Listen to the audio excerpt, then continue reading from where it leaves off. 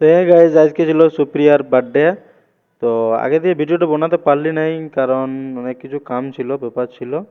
তো সেই কারণে ভিডিওটা বানাতে পারলি নাই। তো দাদা এদিকে আমার প্রিয়ার ক্যান্ডেলগুলা জ্বালাই দিছে, কেকের মধ্যে যে ক্যান্ডেলগুলা আছে।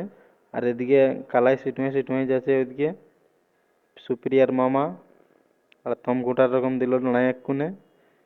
তো জ্বালাজ্বালি হয়ে গেল, এরপর প্রিয়া ফুঁকছে তো কিন্তু ফুঁকতে পারছে নাই, কারণ ও অনেক দূর থেকে ফুঁকছে, মানে সামনে করছে না। তারপর দাদা গেল, আর দাদা এখন ক্যান্ডেল গুলাকে ফুঁকে দিল, হয়ে গেল হ্যাপি বার্থডে টু ইউ প্রিয়া বলে সবাই একটা আনন্দ ফুর্তি করলো। তো এরপর কেক কাটছে দাদা, ওইদিকে ওর মা বসে আছে, সেই জন্যে ওর মাকে লেগে দিবে এখন। দাদাই বলছে তোর মাকে আগে দে, আমাকে পরে দিবি।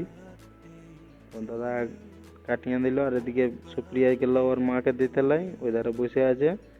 তো এরপর সুপ্রিয়া দাদাকেও দিছে কেক খাওয়াছে। দাদা এদিকে দিল আগে সুপ্রিয়াকে, তারপর টুকু মস্তি করলো, গালে টুকু টিকলি টিকলি দিয়ে দিল।